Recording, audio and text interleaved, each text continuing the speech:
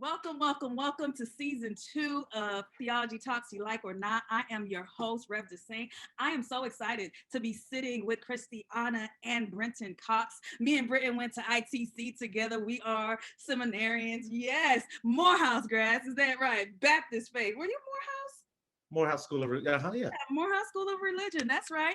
And so I'm so excited to be being amongst friends. We are going to talk about Black families. We're talking about raising Black children in this day and age. We're talking about music. We're talking about fashion. We're talking about it all. Welcome to Theology Talk You Like or Not. I am your creator, curator, investigator, sometime instigator, but definitely a liberator, Rev DeSaint. And for a few moments of your sacred time in this sacred space, I invite you to tune in as we talk good, talk back, talk loud, talk smack, talk life and love, talk true, talk music, talk art, talk faith, hope, peace, joy, talk justice, talk God. Let's talk.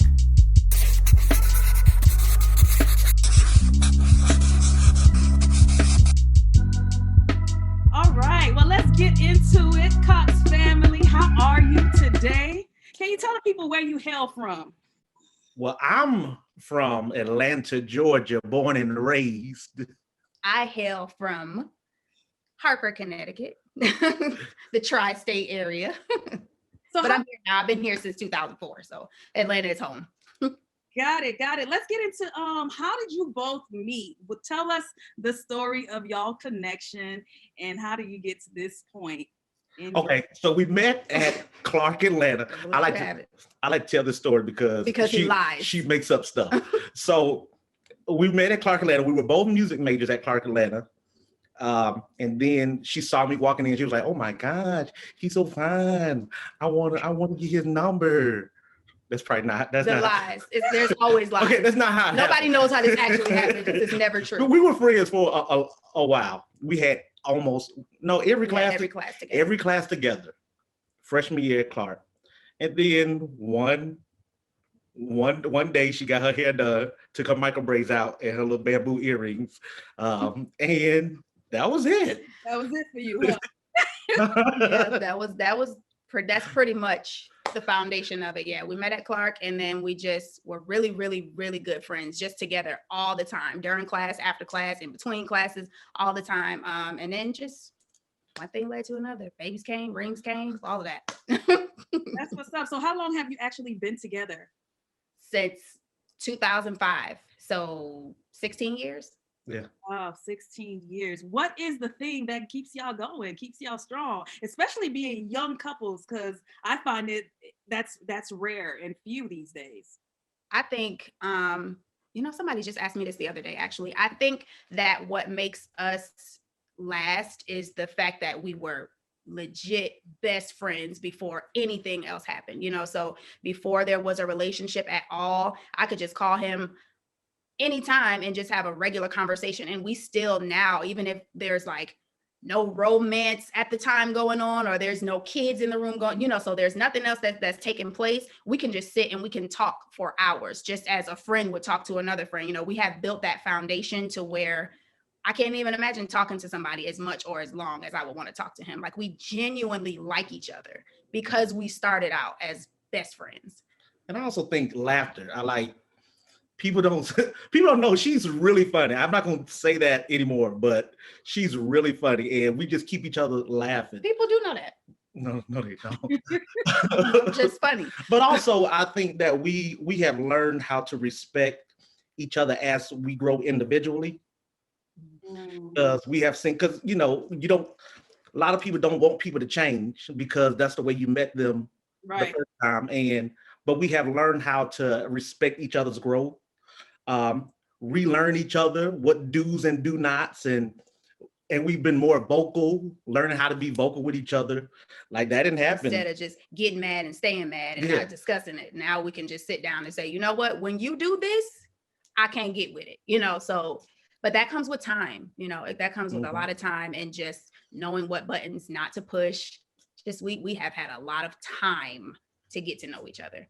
Wow, I think that is, I still think this is rare and few, but it's also, it also amazes me because when I hear older generation couples who have lasted as long as they lasted, it's still the formula is still the same as far as a foundation of friendship, a foundation of boundary setting, and also a foundation of like real true trust and communication. I mean, that's what I hear you saying, and when you're sharing those things.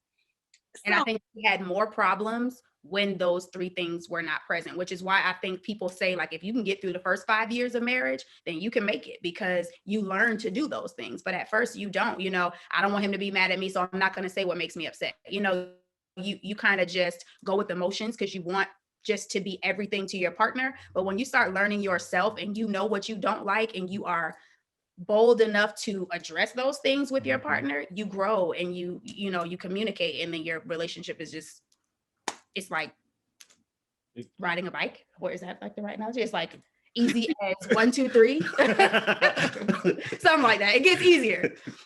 Riding a bike might not be easy, but yeah, it gets easier. if you don't mind, I just want, what has been the most difficult years for you both in your marriage as you learn and grow with each other? And what was the thing that you believe that made it so difficult? I honestly, for me, would have to go back to communication. I would say probably around maybe like 6 or 7, when you finally just start saying, okay, when you do this to me or when you say this to me, I don't like it. And if that means we're going to have to fight it out tonight and then be okay tomorrow, then that's what we're going to have to do. So I just think when you don't have communication, your relationship is really just built on what you think I'm thinking or what you think I'm feeling. So I think before we grew into communicating adults, it could get very rocky very quickly. And I think also having young children and being young. So there was a difference between how I was raised and how she was raised. And we would, it was a clash. It was a clash because I was really strong about this. She was really strong about that. And it caused like some friction. And he's old school, so like, for example, when my brother and I were younger, if I wanted a popsicle, I tell this story all the time. If I wanted a popsicle, I could go downstairs in the kitchen and get a popsicle. I don't care if it was 10 o'clock at night. My kids have heard kitchen closes at 7:30 so many times in their life from him. And I'm just like, what do you mean? If they're still hungry, let them come downstairs and get something to eat, So the differences there have been very, very difficult to merge. But I think we kind of got a little system now. We still butt heads a little bit with that, but I still think the kitchen should at 7:30. But you know what kills me? Like, the kitchen closes at 7:30 for the kids, but you down here eating popcorn and Jello. So kids got popcorn smells coming up into their rooms, and they got to sit in there like, well, dang, I'm hungry, But that's not the case though. You won on that note. I definitely won on that one. I took that one. But yeah, that's good. That was like a mountain to climb. Wow, listen, I have this question, man. I thought this interview was going to go one way, but I'm still very much focused on marriage, union, because I think rare and few these days that people are getting married. And granted, you all got married. Would you known each other for 16 years? You've been married for how long? We got married in 2008. So what was that, 11, 12, 21, 2019, we stopped counting. That'd be 13 years. That's not right. What's 21 minus 8? That's about 13 years. 13 years in July. That is insane. 2 questions. Do you think it's important? Do you believe it's important to, number one, still be equally yoked? And what does that mean for you when you hear the term being equally yoked? And 2, how important is therapy in a marriage? Ooh, well, therapy, I mean, I don't know, because we've never had therapy. Okay. But we talked about it, but we've never had like official therapy, but we've always been supported it. Absolutely. We support it, but we've never had it. But we also know how to talk things out. We're very rational. I guess that comes from, preacher background or anything like that. But she's very logical. She thinks a lot. She takes the time to think, and we have learned how to just talk things out. What was the other question? That's how you win a lot of arguments too. Like if there are any wives watching this, like here's what I do, right? I can take anything Brenton says and I can remember all of it, right? Because I know that he can't. So when I come back, like I just sit and I let him say whatever it is he want to say, you know, keep talking, boom, I got point A, B. Well, on March 17th, 2009, you happen to say this. So make sure you get that, you know, get that in you where you just sitting and you soaking it all in, because you will always win with that. But just to piggyback before you move on to answering the next question, I do feel like, and I don't know if it's because I'm logical and I'm thinking now back to then, I do feel like we probably could have benefited from therapy around year 6 or 7. And there would not have been things that shook us as hard as they did. So I am a huge supporter of that. I feel like maybe we were a lot younger, so we probably overlooked that option when we were younger. But I do think looking back now, we probably could have benefited from that. Absolutely. I agree. You go ahead. I think it's very, very important. And religion is something that we actually that actually kind of rocked us in the beginning, because he was raised Baptist, I was raised apostolic. Totally different everything, you know. So I can remember one of our first dates, I was like, oh, this ain't never gonna work, you know, because we sat in an argument and we sat in a restaurant and we argued for hours about, well, no, this is what's right, or this is what's right, you know. But I think when we got to the point of what am I trying to say? Find the common ground. I think that's what equally yoked me. It doesn't mean that we like everything that each other like. We're just like this, but it's just finding common ground and learning how to respect the differences, noticing the differences, learning each other's differences, but also growing. I think I always stress growing with your partner. Just keep on growing with each other, because people change over time. Like people just change over time. And so when you're equally yoked, I believe that you're just, You're not saying nothing about church. No, I'm not saying nothing about church. Sorry, I just want to make sure I understand what you're asking, because okay, go ahead. Sorry. No, so I think that's a good question that you're posing, Kristiana, because when people hear equally yoked, automatically there's this religious reference, right? Or a spiritual element. And so I've interviewed people in the past. In the first season of this platform, I interviewed a minister who was he Baptist? He was a Christian minister who was married to a Muslim, and I questioned how is it that you make that work? And I believe how Brenton is answering is kind of aligns to what he was saying.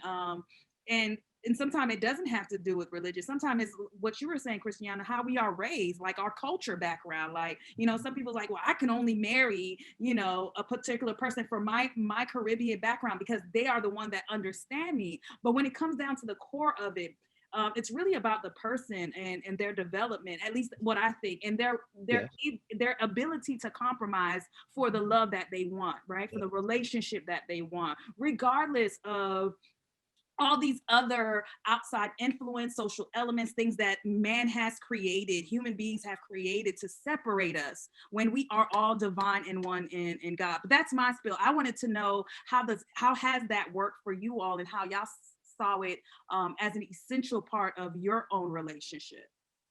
I think honestly, like kind of pulling from the religious aspect of it, but for me, that was one of the hardest things for me to one of the hardest differences between us for me to get together, because like my dad he's apostolic, he's a Sunday school teacher, he is just die hard, you know, like couldn't go to the movies, couldn't wear pants. I didn't get my ears pierced until I was 16 because it wasn't allowed. I couldn't get my nails done. So now that I'm grown, my nails are through the roof. I got about 12 piercings, you know, so now that I'm an adult, it's like all the things that I couldn't do then I'm doing now. And I said to myself, you know, I will never marry anybody that is so heavy in the church like this, because I can't do this to my children. And then I ended up with him. But however, like I would have my dad saying to me like, well, you know, it might be best if you married somebody who was raised the way you were raised, because then you know that, you know, it was really hard because just like you say, the outside forces tried really hard to get in here from that standpoint. Like, it may not so much your I know. fault, but a lot of the time with me, it was, I don't know what you, so that was hard for me, to kind of go against that grain, because I'm very family oriented as well. So it was hard for me to kind of go against what my dad and what other people were saying, and then just say, but like you said, for the love, for the sake of the love that I had, that was really tricky. But now my dad loves Brenton, and it's just like it's a hump, but everything is a hump, so that was tricky for me, not so much for you, because you were just like, it's whatever. Yeah, because I guess I've been liberated for a long time, should I say. Raised Baptist, so we got the freedom to do whatever. Yeah, whatever. Yes. But there was no pressure. There was always, I guess, being raised here, I just always thought, no shade or anything, I always thought for myself. That's crazy. I'm not saying Wow. I'm not saying in no type of way, but I've always thought for myself. So it was like, hey, this is what I'm going to do. Yeah. You got to get on board with it. That's or good. Not. Because I was definitely brainwashed a bit, to where I and a lot of the things like scriptures that I would throw at him, because I'm telling you, we were in that restaurant going back and forth, but I realized as I grew up, like, you are regurgitating things that have been forced into you for, I was 18 years, so when you study and you learn for yourself, and you figure out what it is that you need to do with your life, and what you need to do for your happiness, and what you need to do for your household and not your dad's household, come on, roll past it. But it took a minute. It's almost like telling me the sky is pink instead of blue, because that's what I've always been told. So now I have to train myself to understand, oh, okay, the sky is pink. So that was a lot, but we got through that. And that's why I say, like, things like that are generational things that are in you. That's why I say there are a lot of things that we could have benefited from, we could have benefited with therapy, because those things are just in you, and then your partner has to suffer with it. So and I had to suffer with some stuff from him too. I don't want y'all to just think I'm the problem child. Like, this dude is crazy. Know that. Please understand that. I'm not crazy like that. No, yeah, all right. Well, let's get into raising family. So you all have 2 children. Can you share who they are, and ages, and what are some of the things that you're depositing in them now, given the day of age that we're in? Okay, well, our oldest child, her name is Cameron. She will be 15 in August, and our baby, his name is Landon. He's not a baby. He is a baby. His name is Landon, and he will be 13 in June. So he's still a baby. But they're amazing. Like, how people say that their kids are cool and good all the time. They're really, really, really dope, good kids. Like, their grades are amazing. Cameron just got invited to go. I didn't tell you, sorry. Cameron just got invited to go and spend a couple weeks in Peru next year with kids in our class. Yeah, that's crazy, right? I just got the email the other day. But yeah, they're really good, and they just they think for themselves. They do what they like. Cameron doesn't influence Landon, and Landon does not allow Cameron to influence him. It's just, they're just really good kids, and I see so much of both of us in both of them, which I love. Yeah. Good and bad, though. Some of our bad traits are in them, and but a lot of our good have been deposited in our kids. And they Cameron is into music, and so I try to. I don't want to be a Joe Jackson. He is, though. But I try to push her in a, just push her a little bit, because growing up, if that's what you want, you gotta go for it. See, because when I was younger, I wanted to be a singer. I wanted to be in entertainment, but I didn't have anybody to say, this is what you do. Go audition for this. Go. They just taught me, okay, this is how you sing, and you sing at church, and you go home, and that's it. So I tried to push her, say, hey, do you want to do this? If you're going to go to an audition, I'm not going to take you and you just mediocre. Yeah. You have to put your best foot forward every single time. With Landon, he's not interested in music at all. Not at all. Breaks my heart. But he can sing, but he's not interested in music. He's interested in video games. And we've been trying to find things to help him develop and not just sit around and play video games all day, but a little more of the technical side. So now he's decided he wants to be a computer engineer who creates and builds video games, you know? So I think what we try to instill in them more than anything. Also, I do think too that being younger and wanting to sing or be in fashion, I don't think that when we were 13 and 14, those were actually considered things that were attainable, you know, whereas if you would say, because I always told my dad I wanted to be a lawyer. And I think I got to the point where I was just saying it, you know, like, of course I want to be a lawyer. He told everybody that, my mom told everybody that, yes, that's what I want to be. But I don't think that dreams and aspirations were taken very seriously back then. Like we tell Cameron all the time, sign up for this, do that, you know? And I think as far as what we try to instill in them, I know for me, I really want them to be individuals and I want them to be very, very resilient, you know, so I want them to understand that no doesn't mean no, it's just not now, you know, don't let anything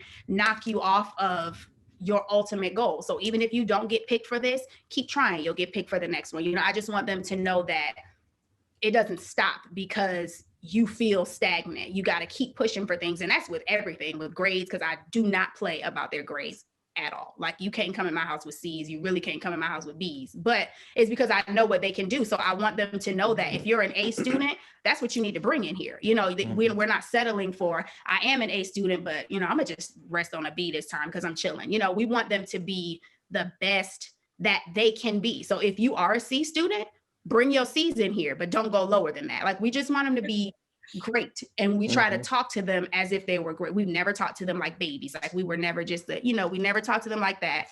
We talked to them like they were people their whole lives. Every time people would say, oh my God, they're so cute, we would say, no, but they're really, really smart. You know, so now they kind of think that with this comes that, like you got to have something behind that. And I think they're executing things really, really well to be 13 and 15. Are they currently being homeschooled or have they got back into the school system? How has COVID impacted just the family dynamics, how y'all move around and are with each other? Are y'all with each other all the time? Or So when it first started, because you know we're both in the school system and all they do is go to school. So when they closed down school, everybody was here. Yeah. And we had to learn how to separate ourselves from each other. Because if not, we were getting on each other's nerves. We were in each other's spaces, and it was just too much. And this is when we thought we were going back in April. So this was only 2 weeks had to pass. Yeah, and we were like, okay, this ain't it. But they have gotten to a routine where they know what to do. They're very independent, and we don't have to just like be on them all the time. But that food, I still have a problem with that food issue being home 24/7, because now that they think that because it's a pandemic and school is at home, they can go to the refrigerator anytime they want. Just like even adults, the people that have gained the pandemic 15 because they're eating all day, stuck in the house, the kids do the same thing. And like, see, that's the thing that we will always, because I don't have a problem with that. You know, like it's too much. If I come downstairs and eat, you know, people are watch this, right? You cannot hold food from your children. He has a real problem with like eating whenever you want something. And I get it. Like when it gets to be excessive and it's just like, okay, but I mean, if they want a bag of popcorn, let them get a bag of popcorn. I don't mind popcorn. It's out of control. Like it is insane. But also with the kids, from my standpoint, as being a preacher, I try not to preach all the time, should I say, or it's always spiritual in this household. Even when I was pastoring, I tried to give them a little break on Jesus this, Jesus that, Jesus this. I don't want them to grow up and be like, I've heard it all before. I ain't about to do church when I get older. Try to give a little balance so that there's this foundation of God and that you will need God, and God is, good, but I don't want you to just be brainwashed. I want you to learn who God is for yourself as we lay the foundation. Yeah, that's good. That's good. That's good. How do they receive that? Like, how do you see their own spirituality, their own foundation of faith being practiced out? Well, with Cameron, she's really kind. I see her posting about things about the least of these, or people who are experiencing injustice, Black people, people of the LGBT community. I'm gonna need you to say that right, brother. I'm like, hey. Well, you know, I always got a problem. I can't. I be mixing up the. And Cameron has said over and over, listen, y'all about to start doing stuff. If y'all ever get on an interview, don't get canceled for calling somebody the wrong thing. And now we canceled. I'm sorry. I'm getting confused with the. Edit this thing right. Say it right. Or I'm gonna leave it in. Okay. Wait. Okay, cut that part out. It's LGBTQ, right? LBGT. LGBTQ. But you can't say it like that because they're gonna know you said it wrong. That's right. That's right. You got it. No, I forgot what I hear you saying. Cameron is like a young activist already in her social. Already. Mm-hmm. And I see with Landon, he asks a lot of questions. So that means that he's listening and he's trying to figure out something. And a lot of it he already has figured out, because a lot of things that he says and we just be like, wow, you really are listening. Or he watching something like, I don't know what he be watching upstairs sometimes. Don't say that. We know what he be watching. He just listens. He don't watch nothing he's not supposed to watch. We monitor him. We monitor him. Don't be saying that. One of the things that I absolutely love, and I can see you all are funny.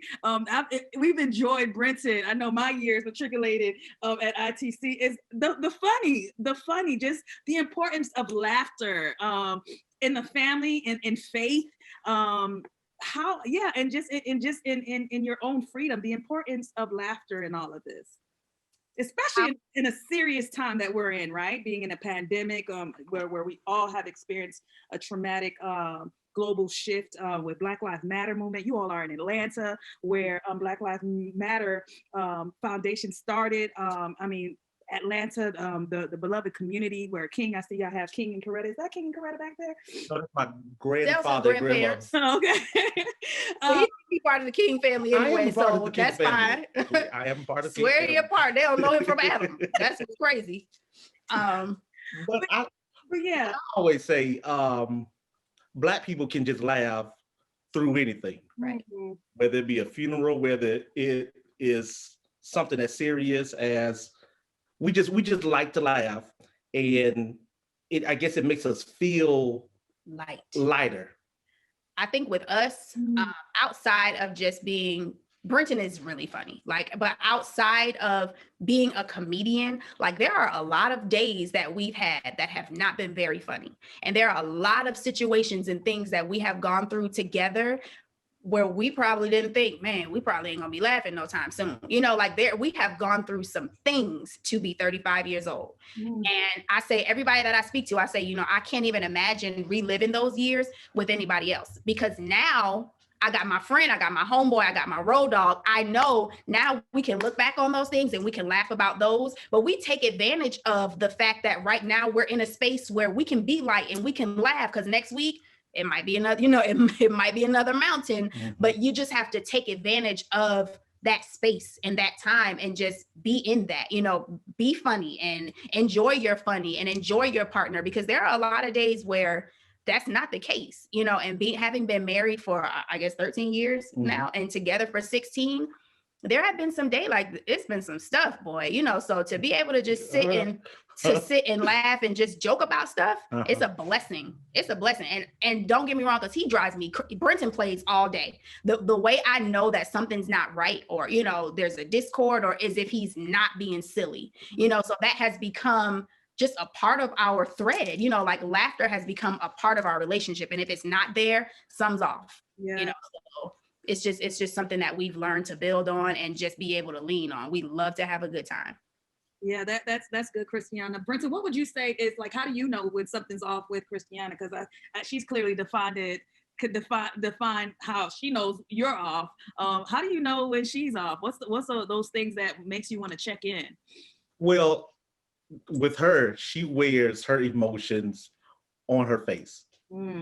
So I automatically know something ain't right.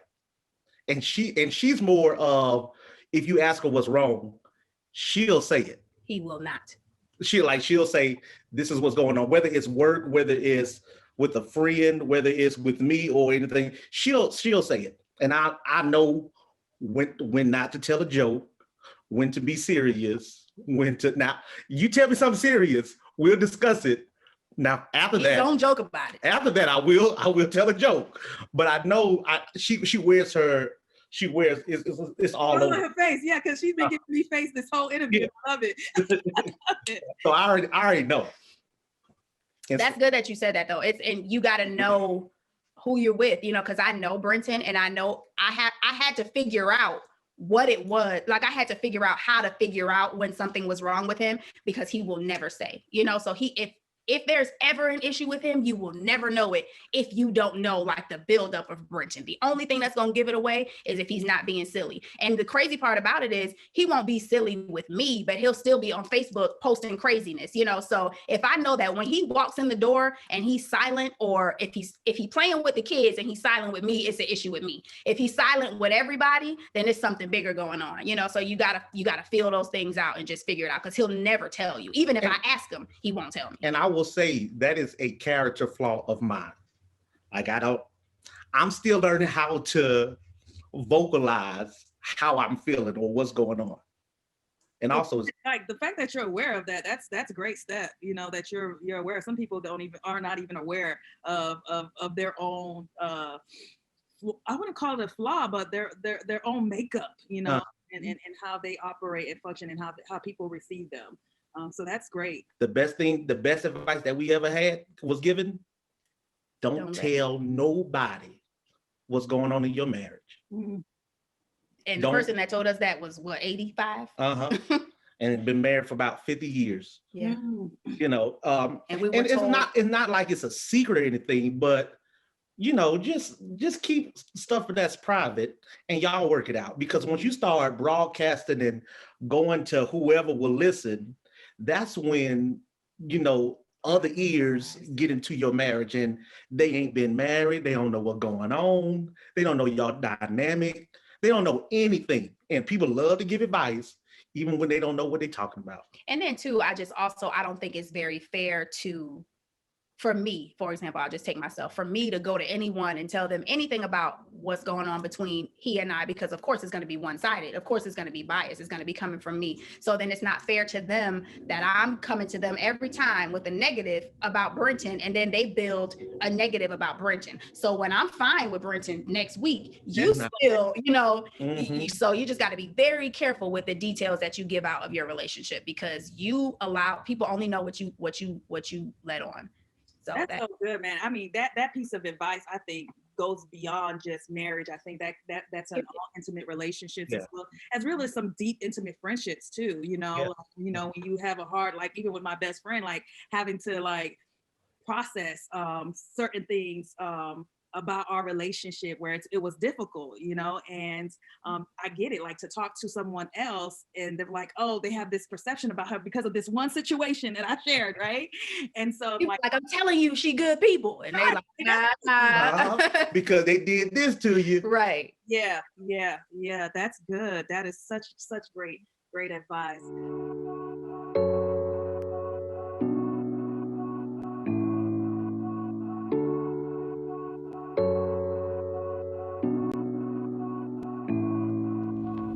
Instagram popping, we show stopping, making moves on the low. We in the car riding, I blast Beyonce, but I make sure to play some J, making people mad. We don't care what they gotta say, this is real.